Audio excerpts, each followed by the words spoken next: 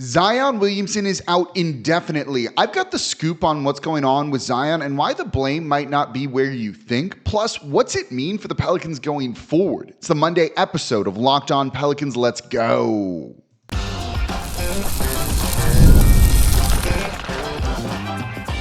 You are Locked On Pelicans, your daily New Orleans Pelicans podcast, part of the Locked On Podcast Network, your team every day. Welcome to another edition of Locked On Pelicans, the daily podcast covering your favorite team, the New Orleans Pelicans and NBA, part of the Locked On Podcast Network, your team every day, available wherever you get your podcasts and available on YouTube. I'm your host, Pelicans Insider, credential member of the media, Jake Madison, at NOLA Jake on Twitter, here with you on this Monday, and it's not a fun podcast to start off with because we're going to be talking about Zion Williamson being out indefinitely for the New Orleans Pelicans. What's the injury? How did it occur? Who's to blame here in all of this? And that might surprise you.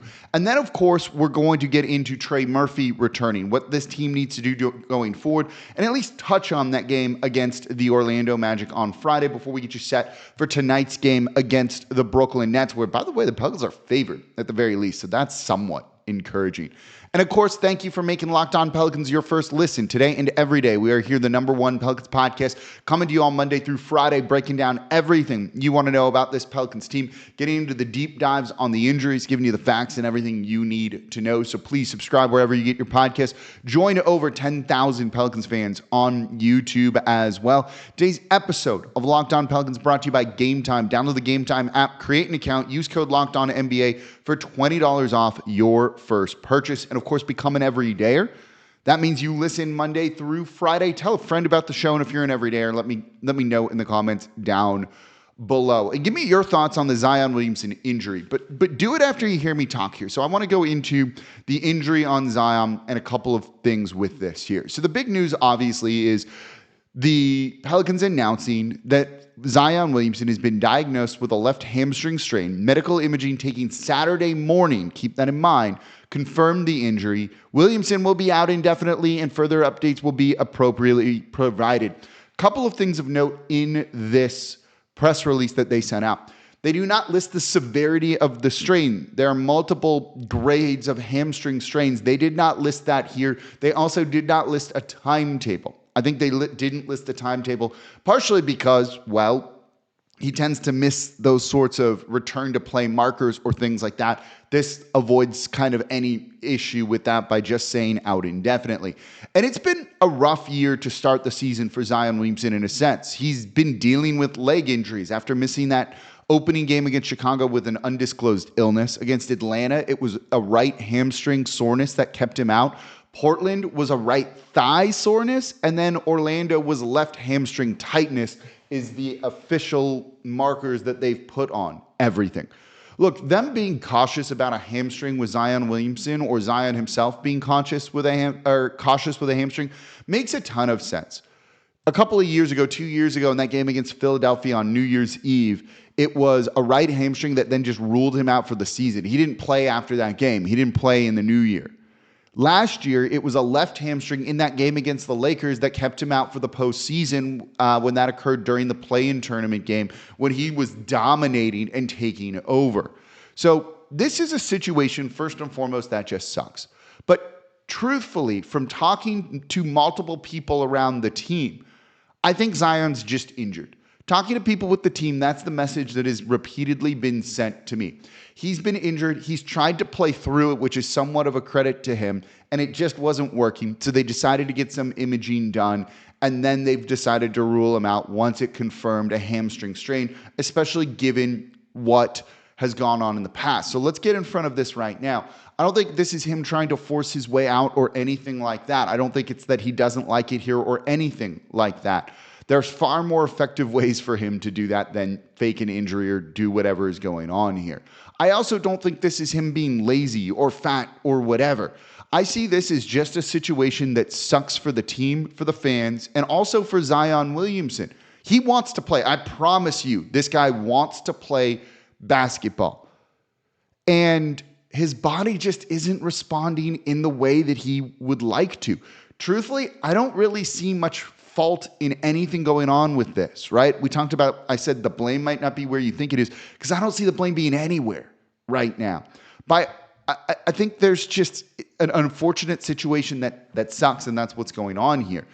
By all accounts, Zion did the proper work this summer, getting in shape, having a nutritionist, putting in extra work, and trying to be in the best shape of his life to come into the season. And by all accounts, in training camp, in preseason, he was hitting all of that. That first preseason game, he looked very, very good. He looked in shape. So I don't think this is him being lazy or anything like that. Visually, he looks good.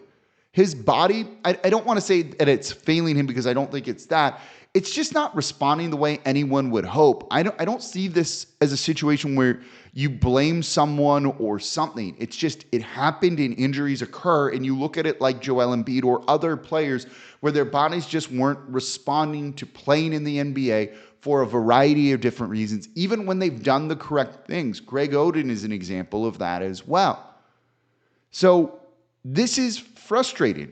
For Zion, he was playing probably the best we've seen him earlier on in the year than his second year in the league. It takes a while for him to get in shape and play well and be the version of Zion that we know. He looked pretty good. That game against the Cleveland Cavaliers where he checked out and then checked back in, he dominated that second half. He hasn't been good defensively this year, but offensively, he's doing all of the stuff that you want to see from him. He's getting the rim. He's scoring for the most part. He's looked good, right? And that's so it being early in the year and him playing well makes this frustrating. It being early in the year is also what makes this even more frustrating in general. Zion Williamson was supposed to be past all of this, right? Last year, he was healthy. This was in the rearview mirror. We weren't supposed to worry about this anymore. Zion 3.0, 4.0, whatever 0.0 that we're on, right? If this occurred in the middle of the season or the end of a long season, that's one thing. The wear and tear on your body over the year with the force that he plays. But right now, he's supposed to be as fresh as possible, as healthy as possible at the beginning, and he isn't. And this sucks because of that. Again, I don't think it's anything he did wrong. I think it's just his body and the way he's playing and who he is. It's not great. Sometimes you just struggle with these injuries and there's not a whole lot that you can do about it, truthfully. So now what? And on him, right? I don't think this is easy on Zion either. I don't think he's happy about this or anything like that. Trust me, this guy wants to play. I'm not going to get too much into this part, but they had Teresa Witherspoon at the Cavaliers game, who was an assistant coach with Pelicans 2 years ago, someone that Zion Williamson has publicly talked about as being a big sister for him. He asked her to come so that she could be there for him. That year that he missed with the hamstring, she was someone he really relied on, a confidant. For him to be like, hey, could you come down? Maybe speaks to, I'm not saying a bad mental state or anything like that, but you can tell that this is tough on him, and having some friendly faces like that's probably bringing some happiness to him and helping him with that. And I think that's a good thing. And I'm not going to get into it more because I don't know his mental state or anything like that, other than I can tell you he wants to play. But I'm sure this is as frustrating for him as it is for the fans and everybody too. So now what? Well, honestly, it's just wait and hope this team can weather the injury storm. Look, you may be fed up with Zion's injuries, and that's valid, and I totally get it. You may want him traded, and I understand that too. But his value isn't high right now because of these injuries. Just like it wasn't with Brandon Ingram either.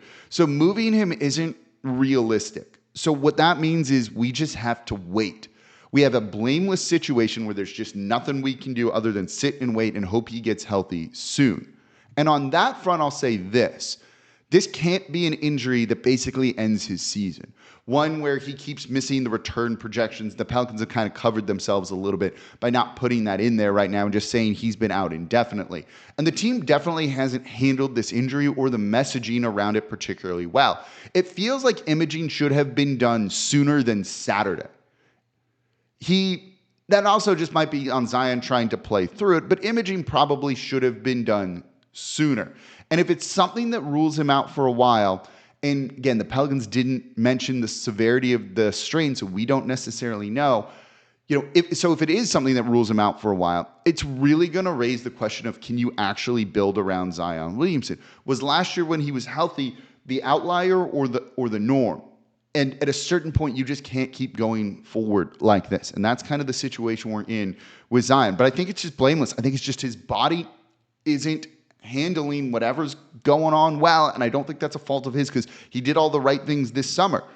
Sometimes you can do all the right things and things still break, and that's what it feels like is occurring right now. So hopefully just resting gets him back on the court sooner rather than later, and that he can play through this and that this team can start winning some games again because they are getting some people back, including Trey Murphy, who's available, it sounds like, on Monday night against the Brooklyn Nets, and that's a really big deal.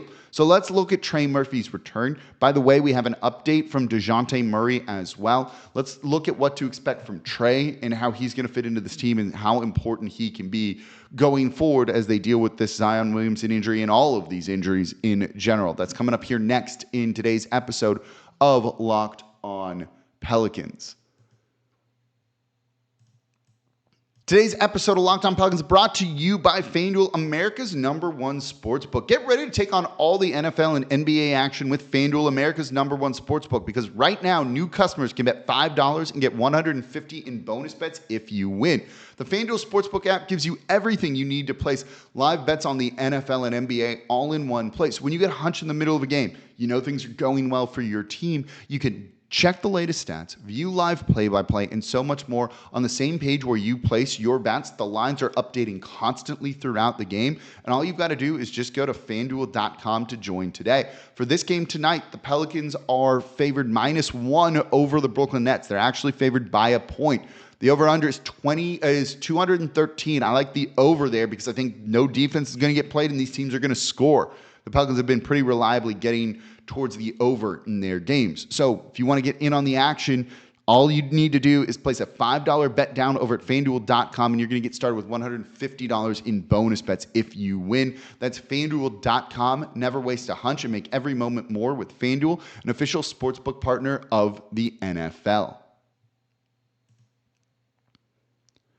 And thank you for making Locked On Pelicans your first listen today and every day. We're here Monday through Friday, the #1 Pelicans podcast, covering everything you want to know about this Pelicans team. So please subscribe wherever you get your podcast. Join over 10,000 Pelicans fans on YouTube as well. And now, go over to LockedOnDaily.com because that's how you sign up for the Locked On Pelicans daily newsletter. One stop for ultimate team and league coverage delivered right to your inbox. Sign up for free now at LockedOnDaily.com. Go to that, LockedOnDaily.com. Just scroll down. You'll see the Locked On Pelicans logo. Click on that, and you can sign up. We were holding well at like 6 out of like 30 teams here. Small market really holding it down. That sent a message to all of the other Locked On hosts. A couple of them in one of the group chats were like, we got to fire up our listeners to not let Locked On Pelicans beat us because they feel they're better than this fan base, which is just BS and not true. And I've told them that. And it's why their shows aren't doing as well as Locked On Pelicans does. So go keep sending a message, and you can subscribe to the Locked On Pelicans daily newsletter over at LockedOnDaily.com. So there is some good injury news, and that is Trey Murphy is making his return this season after dealing with a hamstring strain himself, and he's going to be playing on Monday in the Smoothie King Center against the Brooklyn Nets. Hopefully, this is going to be a situation that just gets the Pelicans back, right? You know, he'd been dealing with that hamstring since preseason training camp, all of that, and it's been unfortunate. This was a guy who signed a big extension this offseason. We knew he was going to get that money, and that was the correct thing to do. But finally, he's going to be making his return, and that means there's a lot of expectations on him, right? Yes, but there really shouldn't be. This is going to be a minute till he's kind of back to being his usual self. So first and foremost, he's going to be on a minutes restriction. I would be a little bit surprised if he started, but not horribly surprised if he started. But they need Trey Murphy here, like big time. That's putting it mildly, I think. This is someone that they desperately need to be back out there on the court and help with some of the offensive issues that they've been going through right now. Currently, the Pelicans have the 24th ranked offense, 30th ranked defense. Both of those are interlinked, as I've talked a lot about. And Trey, I think, is going to be able to help with some areas that the Pelicans are really struggling in. And first and foremost, look, three-point shooting we know of, right? They're 29th in three-point attempts per game, 31.8, basically their number from last year. We'll go into the shot profile against the Orlando Magic because it was pretty rough, but you need more three-point shooting. Like the Pelicans are straight up losing the math game on most nights that they play. Getting more three-point shooting from an elite shooter is really going to help you there. And when you look at, the shot profile for this team, which is not great, and you look at what Trey Murphy does, you think of the threes, and we know that he can make a solid impact in that area. This is someone for his career. Let's look at the past 2 years, not really the first year as a rookie, but the past 2 years. Let me pull up the stats here once they load. But it's 10.4 three-point attempts. Sorry, where did that number go? It is 6.9 three-point attempts per game over the past 2 years, shooting them at 40%, 39.4%. When you put that out to per 36 minutes, last year he was taking 9.5 attempts per game. Now, he's not going to be playing anywhere close to 36 minutes right now. He's going to be on the minutes restriction, but he's going to help when it comes to threes. One of the reasons that this Pelicans offense has struggled, one is all of the injuries, right? Like, that's just a thing. There's not a whole lot you can do. It's just the reality of the fact, and it's definitely limiting this team. So the injuries are very much a real thing that this team is struggling with and needs to, you get through just to get better. But Trey getting out there and shooting and being an offensive threat means it's a little bit tougher to throw two bodies at Brandon Ingram, to throw two bodies at Jose Alvarado, Jordan Hawkins when he's playing, or Brandon Boston Jr. We'll get into Brandon Boston Jr. and Yves Missi in the next segment here. Just another threat means you can't double team. That can help with some of the turnovers. So simply just getting Trey Murphy back, that makes a massive difference for this team. Just the looming threat of him out there. He's on the scouting report. Teams are going to deny his airspace, to use the words of Antonio Daniels, and try and scheme him out of the game. If they're spending that effort, like resources essentially, trying to scheme him out of the game, well, then that means other people are open. And so you move the ball and you work around to create some shots. And I think he, just being back, is going to fix some of that. The other thing that he does that we know of is the dude dunks. You look at his shot profile for his career, it's basically threes and at the rim. The Pelicans are struggling to score inside. I'll tell you the stat from points in the paint when it came to that game against the Orlando Magic. We'll focus on it a little bit in the next segment. The Pelicans had 30 points in the paint in that game. The Magic had 74. Think about that for a second here.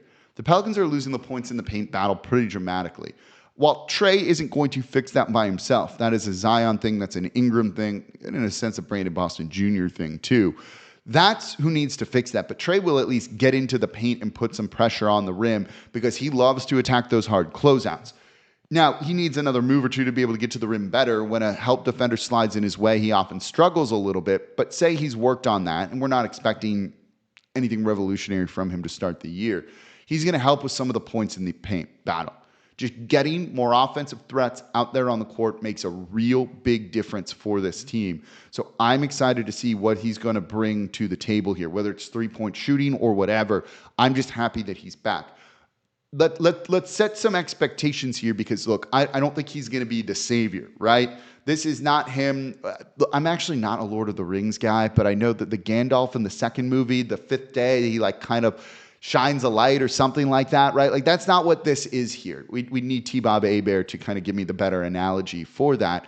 But it's not that. Like, this is not the savior. This is not the cavalry coming in. This is them getting a piece back who's important for the team, but isn't going to change the game, especially on a minutes restriction by himself. So that's something to keep in mind, that if he struggles or doesn't play well, that's to be expected. This is basically the first preseason game for him at this point in time. He'll be on the minutes restriction. We know he can shoot. Just whatever he does is a good thing. And the Pelicans hopefully can just weather this storm a little bit, because that's really all they kind of can do when it comes to all of this. But hopefully this is the start of guys coming back from injury and impacting the team in a positive way and kind of turning around the way that the season is going right now. Speaking of returns too, Dejounte Murray was back with the team at practice over the weekend. He'd been away from the team after having surgery on his broken hand. Now it looks like he's back. I don't know if that means he's getting closer to a return. Some guys are like freaks and just heal really quickly. I don't know if he is or not. I'm hopeful that it is him, but it does seem like he's at least kind of back to being with the team. That makes a lot of sense. I like having his just energy in the locker room and all of that. That's going to be an important thing towards keeping him settled. So whether he came back just to provide that leadership or because he's getting somewhat closer to a return, all of that is good. It was reported he missed 4 to 6 weeks. That was 2 weeks ago. It's been about 2.5 weeks or so since he had that surgery. So hopefully this is a situation where he can get back to just getting on this team sooner rather than later. Once they get healthy, there's a lot of talent here to be a good team. You can actually see it. You got to squint, and I've talked a lot about it, but you can see it. Getting Murray back's really going to help with a lot of things too. Defense, three-point shooting, along with Herb Jones, CJ McCollum. When they're back, this team has a lot of talent, and hopefully can, it's not too little, too late for this team to kind of turn the season around. But we'll see. Getting Trey back is a good first step. We'll see how long Zion Williamson is going to be out for as well. So coming up next, I want to talk about that game against the Orlando Magic on Friday. A couple of really interesting things here. The Pelicans shot profile really stands out. Jose Alvarado, Brandon Boston Jr., Yves Missi too. That's coming up here next in today's episode of Locked On Pelicans. Today's episode of Locked On Pelicans is brought to you by my go-to ticketing app, Game Time. I love Game Time because of all the features that they have. And Game Time has a new feature called Game Time Picks that makes getting tickets to see all your favorite teams play live even easier. And Game Time Picks is going to filter out all that fluff. It's only going to show you incredible deals on great seats, so you don't have to waste time searching through thousands of tickets right now. So I've used this for Pelicans games, for friends who are coming in town. I've used it when I've been out of town. I want to go to a different venue or see another team, something like that. And what I love about that is when you're going to a place you've never been, you get the panoramic view from your seats in the app before you buy, so you're getting the exact tickets that you want. I also toggle the all-in pricing up front. When you toggle that up front, there's no surprise fees at checkout. It's just going to show you the total amount that you're going to pay up front. They also have the low price guarantee. Game Time will credit you 110% of the difference if you find tickets in the same section or row for less. So it's always the best time to buy over on Game Time. So take the guesswork out of buying tickets with Game Time Picks. Download the Game Time app, create an account, and use code LOCKEDONNBA for $20 off your first purchase. Terms apply. Again, create an account, redeem code LOCKEDONNBA for $20 off. Download Game Time today. What time is it? Game Time.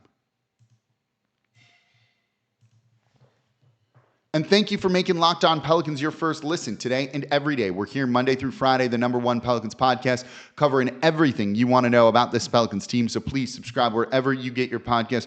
Join over 10,000 Pelicans fans on YouTube as well. And for your second listen, Saints getting a win. Oh, heck yeah, Saints getting a win here. Darren Rizzi's first win as a head coach here. That's great. Ross Jackson's going to break down everything black and gold for you over at the Locked On Saints podcast, part of the Locked On Podcast Network, your team every day. Make that your second listen today.